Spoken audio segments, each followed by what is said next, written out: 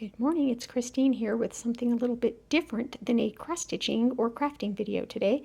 I'm going to show you how I make yogurt in my Instant Pot because it has a yogurt setting. This is my new latest thing that I love to do in my Instant Pot. So what I've done already that you didn't see is I boiled some water because I always like to boil some water in my Instant Pot right before I make yogurt. So I did that, and now I bought my milk. You can use 2%, 1% milk. You can use, full fat milk, whichever you prefer. So let's just put it in and I'll show you what I do first.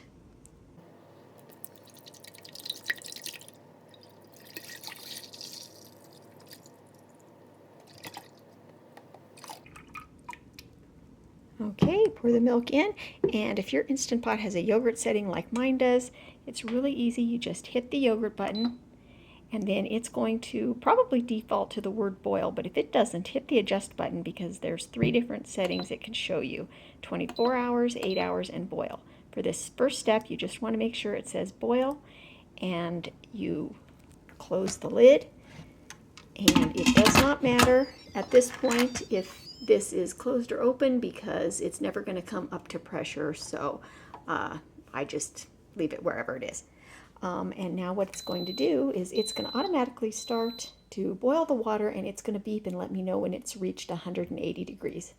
So I'm going to go do some laundry while I wait for that to beep. Okay, my Instant Pot just beeped, and it now says yogurt instead of boil. So that's my cue to open it up, and I always like to get a thermometer and double check just to make sure.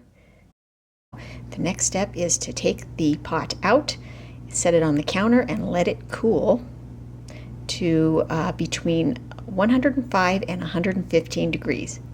Usually in my house it takes about 35 to 45 minutes for it to reach that perfect temperature for adding the cultures, the live cultures. So the most important thing is you want it to be under 115, but the ideal temperature is between 105 and 115.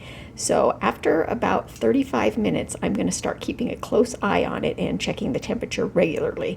But it usually, like I said, it doesn't usually get close to that for at least 35-40 minutes. It will develop a film on the top that I will, right before I check the temperature, I'll remove that film. You just take a fork and I'll show you how I do that. But okay, so I have a little bit more time to kill and I'll be back. While we're waiting for the yogurt to reach the optimal temperature, let's talk a little bit about starter.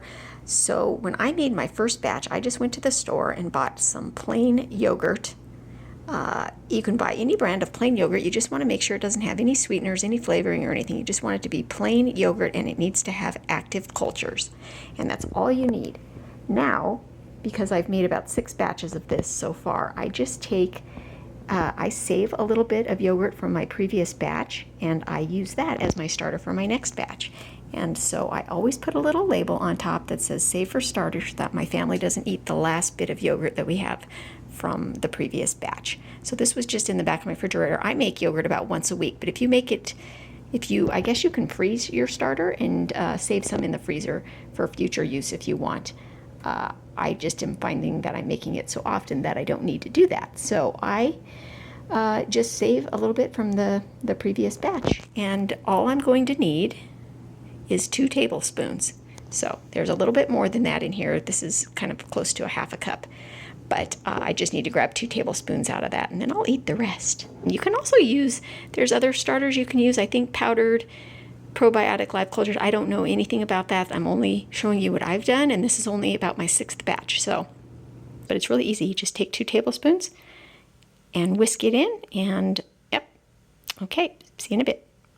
All right, it's been about 30 minutes. I know that the temperature isn't right yet, but I did want to show you that this is the point at which I take out that it just gives a film on top of it here, and I just grab a fork like so.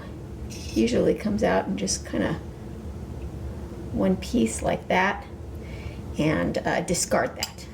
So I'm going to check the temperature here in probably about, well, I guess I can check it now just to see how close we are. My thermometer is kind of slow to react, so I usually just stir it around. Okay, looks like we're hovering right around 110, 111 degrees. Fahrenheit right there. I don't know if you can see with the reflection, but I think it's a perfect time to go ahead and add the starter. I just do a couple of heaping tablespoons, just because a little bit gets sort of left behind in the spoon. And I like to give it a good whisk. Okay, that's good. Now I'm going to go ahead and put it back in the Instant Pot, and we'll show you what I set it at. Once again, it doesn't matter if this is open or closed, because it's never going to reach pressure. And then you hit the yogurt button again. This time though, you don't want it to say boil. You want to hit the adjust button until it says 8 hours. And I think that's all there is to say. It's good to get this process started early in the day so that you're not reaching your 8 hours at midnight or 1 o'clock in the morning, because you're going to need to take it out and put it in the refrigerator.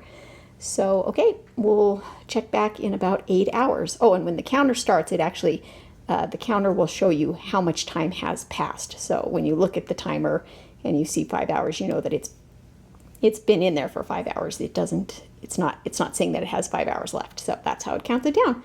Okay, we'll check in 8 hours. Okay, it looks like the 8-hour incubation period is over, and it's time to open the lid and check and make sure that our yogurt turned out. And I'm going to do this carefully because I don't want all the liquid, the condensation to drip. So let me do that, and then I will show you what it looks like. Okay, so let me grab it out of there and check and see what consistency it is.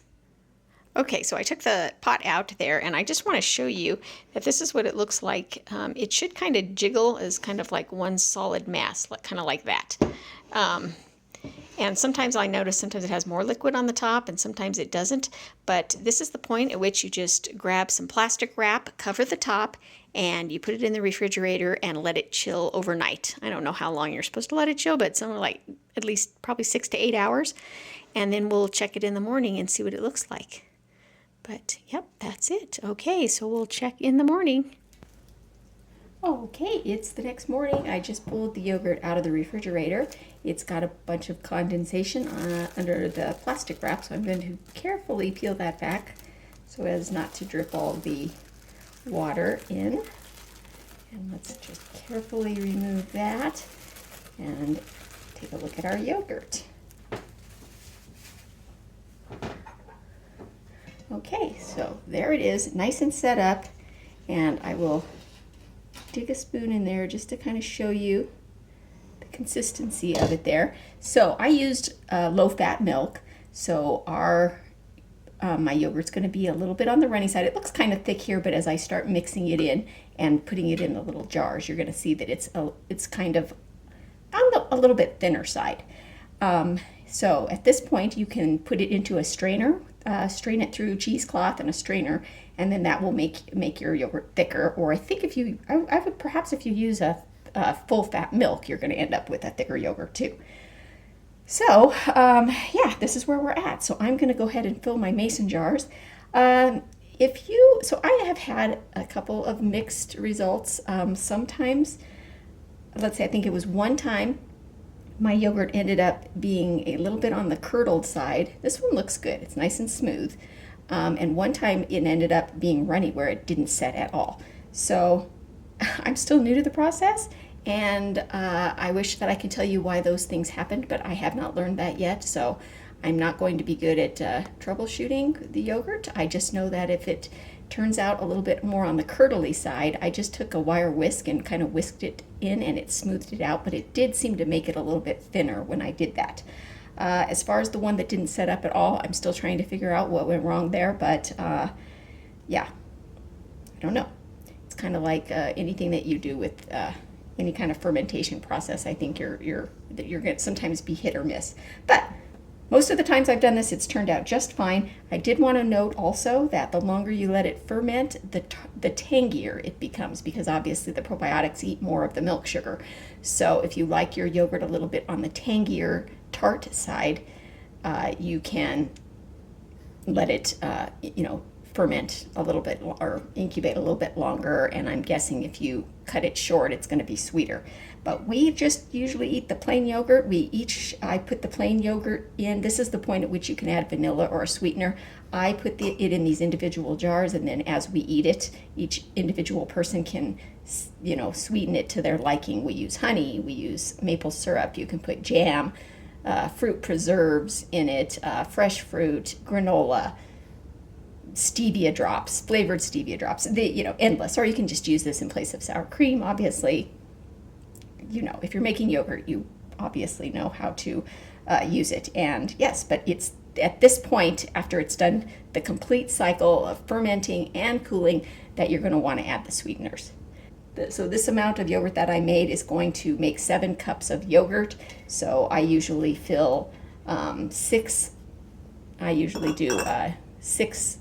full cups in the larger mason jars. Sometimes I do more of the half cups, but a lot of times I'll just only, you know, I like to do the 1 cups, but then I will save 1 for my next starter too.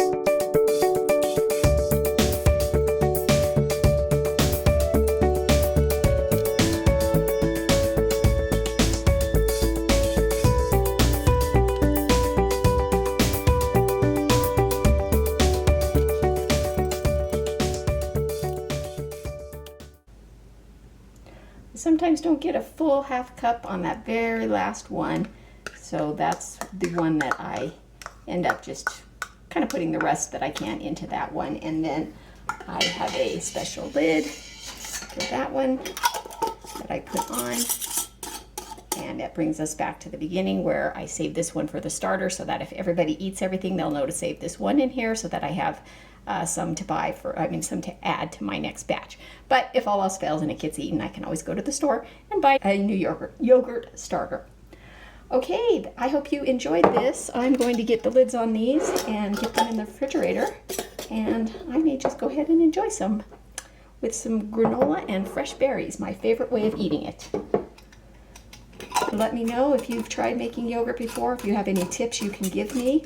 I'm always open to suggestions since I'm new to the process, and would love to know what your favorite way to eat yogurt is, or maybe you don't like yogurt at all, and I can understand that. I know it's not for everybody. Okay, thanks for watching. See you soon. Bye. Yum.